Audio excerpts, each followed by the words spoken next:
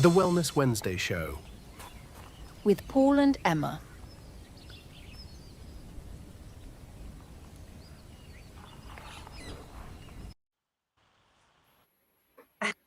Hello and welcome to the Wednesday Wellness Show.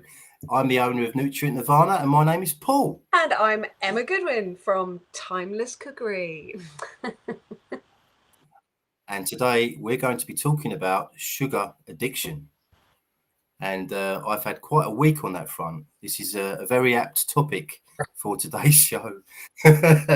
So I've been to the dentist today. So if I at any point sound like Janet Street Porter or Zippy from Rainbow, that's the reason why. You're looking good considering. Well done. Really? I don't feel that great, to be honest, but it's a lesson learned. You know, I'm not a perfect when it comes to diet.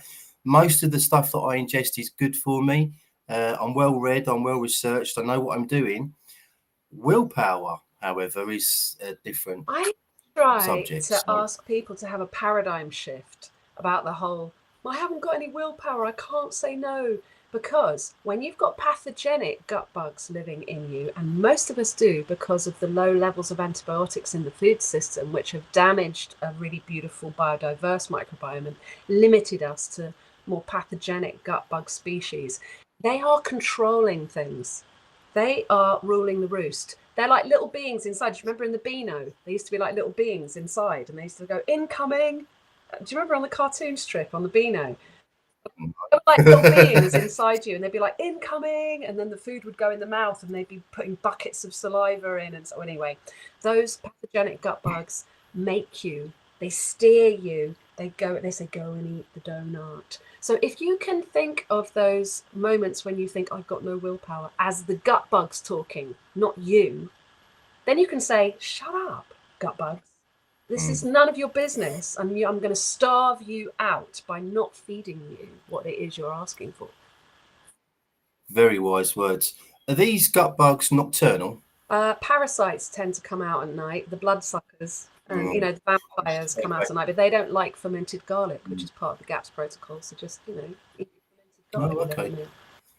Yeah, I just tend to get the munchies late at night, and these things get. Is that associated with any kind of other?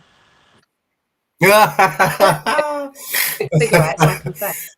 You really are throwing me under the lorry this evening. Sorry. As if. How dare you? When people say the munchies, one tends to think of herbs that people smoke. I just wondered. But I know what you mean. Late at night, you get a lot of sugar, and actually, it's good to have a little bit of sugar before you go to bed, because then your blood sugar stays normal through the night, and you don't wake up in the middle of the night feeling hungry. But most people are eating a lot of sugar because sugar comes in so many forms. There are hundreds of different names for different kinds of sugars, and if you have to read the labels and you're looking for sugars in labels, you shouldn't even be eating it, whatever it is. If you have to read the label, you shouldn't be eating it. The only sugars really that are good for us are whole sugars in fruits and vegetables. Some vegetables are quite sweet, and the sugars in honey. Raw local honey is ideally what you're after. That means cold extracted, so it hasn't been heated up, and that means all the enzymes are intact. And those are the only sugar. Okay, some dates. That's a whole fruit. When we eat the whole fruit, the complex carbohydrates within the fruit come with the minerals required to metabolize the sugars. Right? So if you're not getting plenty of minerals, but you're eating complex carbs, that means bread, crackers, pizza, breakfast cereal, all of those grains, the body sees them as sugar, right? Not just fizzy drinks or literally a spoon of sugar or whatever. The body sees all of those things, all of those grain-based things as sugars. If you're not getting enough minerals in your food to help metabolize those complex carbohydrates, where's your body going to get the minerals from? I think my diet is okay. I think I'm getting enough minerals, and I take fulvic minerals every day. So I'm probably ingesting more minerals than the average person, to be honest with you. But I just think my issue has been mainly a dental one, because of the time of night I'm eating and what I'm eating, and obviously This You is know, what I'm saying. Your body will rob the minerals from your bones and from your teeth. That's where tooth decay comes from. So in okay, Ramiel that makes, Nagel's book, Cure Tooth Decay, which is an excellent book, mhm, he describes a yeah, kind of GAPS diet where you're not eating any sugars whatsoever, no grains, no sugars, not even honey. And you're just having meat and veg and fish and fermented dairy and eggs. And that's it. And you can remineralize your teeth by doing that. brilliant. By the way, everyone, if you've got any questions for me or Emma, please put them in the chat box. We love hearing from you. It's an interactive show, so please get involved. Emma, I've made some notes for this evening. I hope you don't mind if I read a few out. Sweetness is the first taste that we enjoy as babies. Breast milk is sweet. The preference for sweet flavours is believed to be innate. Many children and adults turn to sugary foods and drinks when they're stressed, depressed, or angry or fatigued. Sugar is addictive due to its impact on the brain's reward system, triggering the release of dopamine, a neurotransmitter associated with pleasure and reward. And this one, I worked this one out today. This one is shocking. 18 million Brits now fall into the obese category. 18 million. So we're now officially the most obese nation in Europe. We're second only to America. Sorry, I'm just having a technical issue here that I'll sort out. And this is obviously a major problem. And I would imagine that sugar is the major contributing factor. So it's like 1 in 4 British people are now obese. 1 in 4. Well, Which is if you're on a roller coaster of hyper and hypoglycemia with too much sugar and then not enough sugar and too much sugar and not, your body is put under such stress to regulate your blood sugar. And insulin, as we were saying last week, is the hormone of fat, putting down fat, of laying down layers of fat. Your body will take the sugar out of your blood if you're not going to use it all up by running a marathon or something, and immediately make it into triglycerides, which are a kind of fat, and then lay it down in as subcutaneous fat or fat or visceral fat around your organs or whatnot, just to get your blood sugar regulated. So you talked about mother's milk. Mother's milk, by dry weight, is actually 50% saturated fat. So whilst it might taste sweet, and it does taste sweet, it's very high fat. So let's use that. If we need a sweet treat, this is a way of coping with the well, I see you drinking your kefir there. Good work. The way of coping with sweet cravings is to have many ferments through the day. So you're having your milk kefir. I've got my kvass here. We have kimchi, kraut, you name it. It takes away the sweet cravings. But what we can do is make sure that if we are going to eat something sweet, we eat it with fat. We eat it with a lot of fat, because your body can only take so much fat, and your body goes, oh my God, I've had enough of that now, but you still get the little sweet hit. So you can mix, say, butter with coconut oil with some egg yolks and put a little teaspoon of honey in it. It will taste sweet, but you'll be getting a mouthful of fat. And then you won't be able to overdose. So I could add some raw milk to my jam donut. Raw cream, rather. Raw cream to my jam donut. It would, yeah, exactly. We should never really be eating strawberries without cream either, kind of thing. Oh, because of the oxalates? Well, that's another story. But yes, yeah. Okay. Oh, very interesting. Very interesting. Okay, so other solutions. So if somebody approaches you and they say, look, my main problem, I think, is sugar. I'm very addicted to it. I need to come off the sugar. I need to rescue myself. What would be your advice? Well, first, I'd want them to recognize all the sources of sugar. So like a cracker is sugar. Okay. All of the grains are sugars, and a lot of pseudo grains are sugars, so I'd want them to recognize all the different kinds of sugars, and then we'd work on becoming fat adapted. So using fat as the primary source of fuel in the body, like the babies are with the mother's milk. And yes, having some sweet things, that's fine. But you need to, by cutting out the starchy carbs, you're actually starving out the pathogenic gut bugs who are demanding that donut. right? So you need to Mm. change the microbiome. And when you get a different microbiome, then you don't have the cravings because it's them who are asking for the sweet stuff. So we need to starve them out. So I'll try and ask people to have this paradigm shift. Like it's not you, it's the gut bugs talking. Let's tell them where to get off. Stop eating the sugary stuff. Have a lot more fats because that's very satisfying. And have some sugars with the fat so your brain goes, it's okay, I'm not dying, I've got some sugar, you know.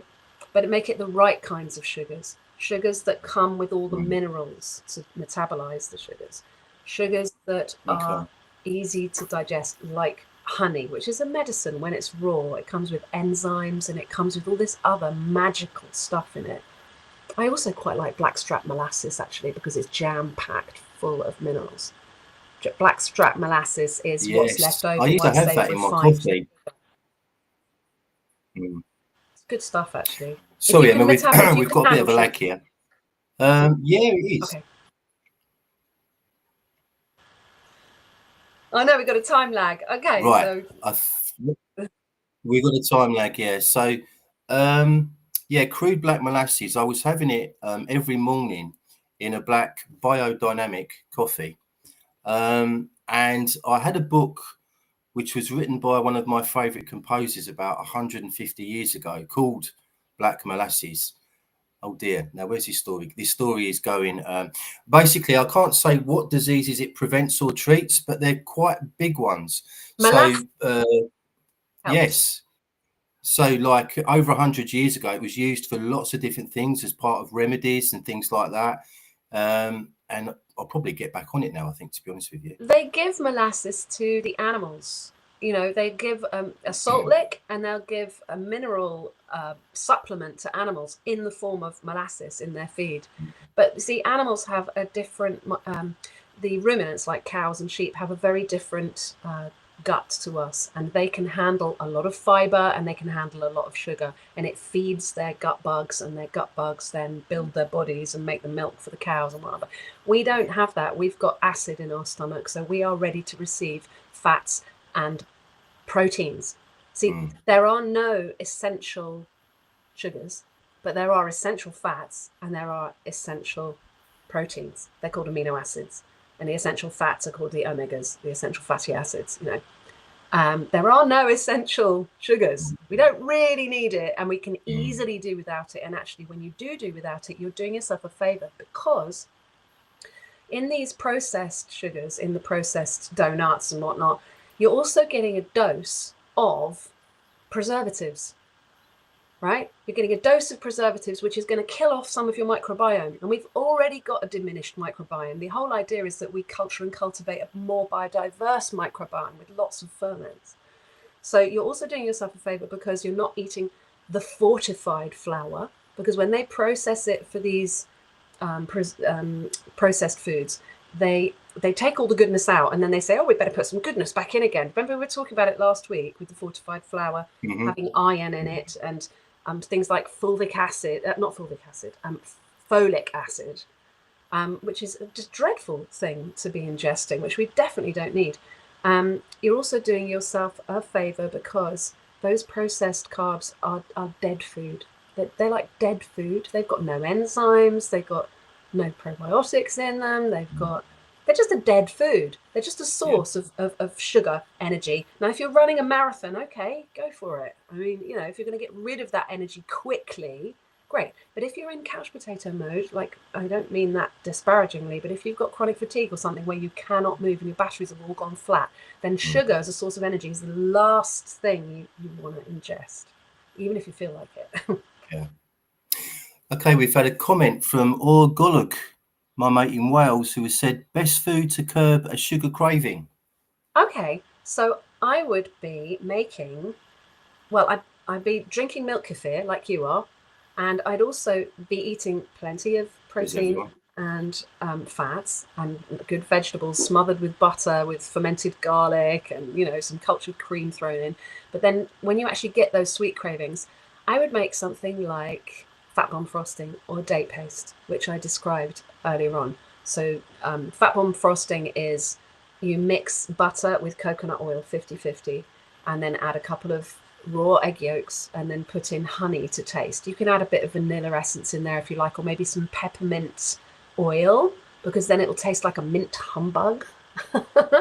And then you can put that in a jar and keep it in your bag, maybe not in the really hot, sweltering weather, but you know, when my people start working with me and they're like, I can't deal with the sugar cravings, I'm like, make the fat bomb frosting, stick it in a jar, take it with you when you go shopping. And when those caramel wafers are beckoning, you just have a couple of spoons of that, and it will, you know, satisfy the sweet craving and give you a big fat hit, which means your body goes, I've had enough, I don't want it anymore now. You do need to have that willpower thing, but remember, if it's the gut bugs talking, you can tell them to shut up, because it's not, you know, it's all over for you, buddy, and it's my turn now. You do have to have a degree of willpower, but when you realize it's not entirely your fault because you've been manipulated by a broken food system, you know, it's easier to make those choices. When I'm walking around down a supermarket and I see all the non-foods that I will not eat, it makes me feel powerful that I'm saying no to them, because it's the biggest defiance to the military industrial complex to actually go, I'm not eating your slave food. I'm not eating it. You can get lost. I want my brain power. I want my brain power for myself, so that I can choose where I put my attention, so that I can create a better reality, rather than be sort of led around by the nose, you know, needing these non-foods, and then, you know, getting distracted by the weapons of mass distraction.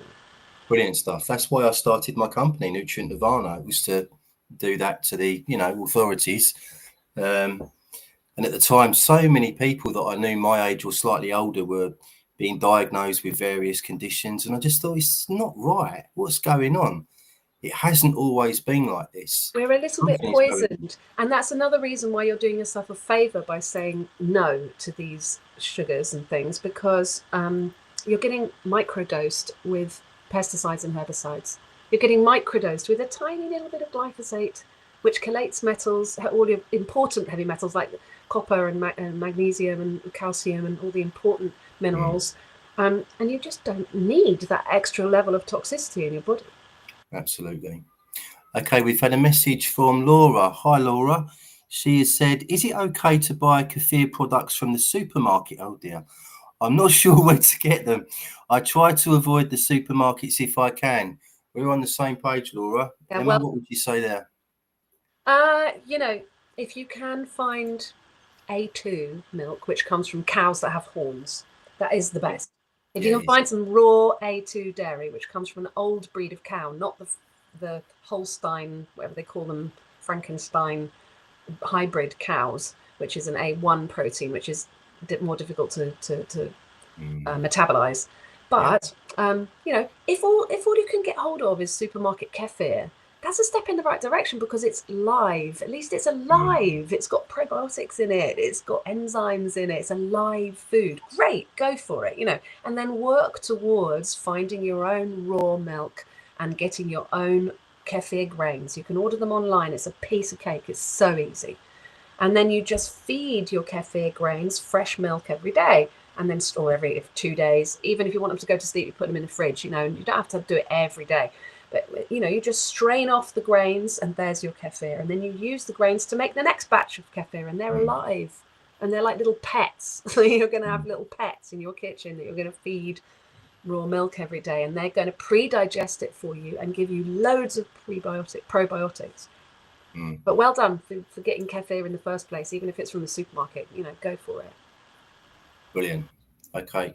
Yeah, I've tried making kefir myself before, milk kefir with raw milk, but not for a while. And I seem to remember that the grains like just grew out of control and started taking over the kitchen. It was a bit of an issue, yeah, a bit of a problem. You can split them and share them with people. Yeah, people do that on eBay as well. You can send your grains out on eBay and things. So yeah, definitely.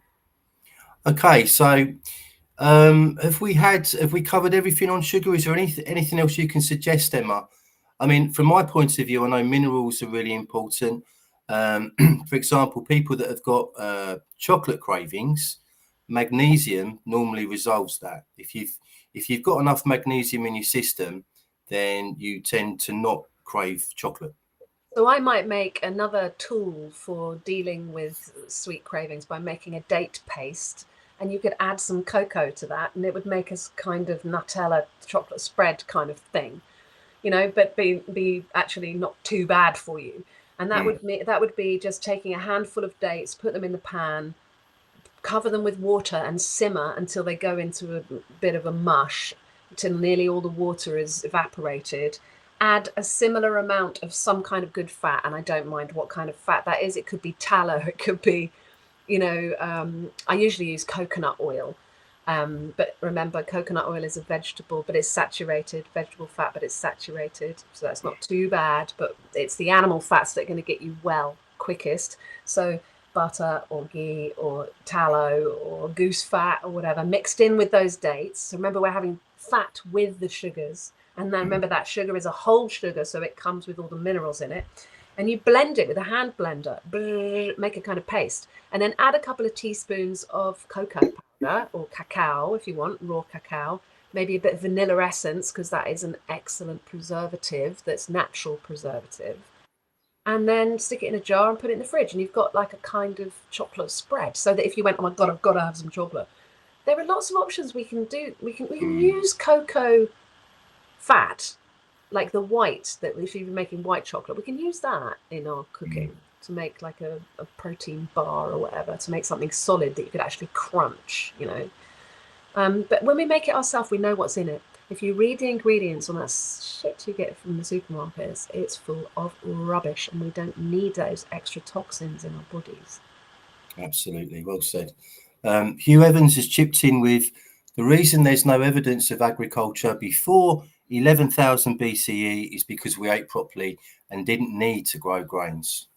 Well, there you go. I think they identified that in ancient Egypt, when they started to use grains, they all, you know, they all had tooth decay in the skulls of the mummies and things. So the grains are, you know, give them bread and circus. There's that phrase, give them bread and circus.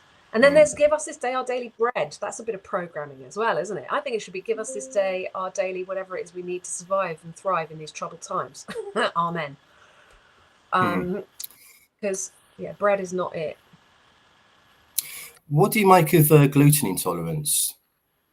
So that's what causes gluten intolerance? That also contributes to the addiction, because it's not only the sugar firing off your dopamine that is a sort of addictive thing. Gluten, when which is the protein that's in wheat, when it's improperly digested, it resembles a morphine, and they call it glutamorphine. And also there's cheese, the same thing with the protein in cheese, casomorphine. They're morphines, they're like opiates. So if you've got a broken microbiome and you're not digesting things properly and you've got leaky gut, which is probably over 50% of the population, if not more these days, to some degree, right? Then the glutamorphines, casomorphines, going to get through the leaky gut into your bloodstream, be flying around your body like an opiate, like an opioid, right? So when you eat the cheese sandwich, you go, whoa, I feel great. And then 2 hours later, you come down from your opioid high, and you want another hit. So that is a real thing, and that is an addiction. It is like getting off crack. If you have got that addiction, it is difficult to get off, which is why you need to kind of go cold turkey a little bit, have a paradigm shift about who's in charge, you or your gut bugs, you know, and then make these choices to break that addiction. Brilliant. Okay, my battery is about to die. I apologize for that.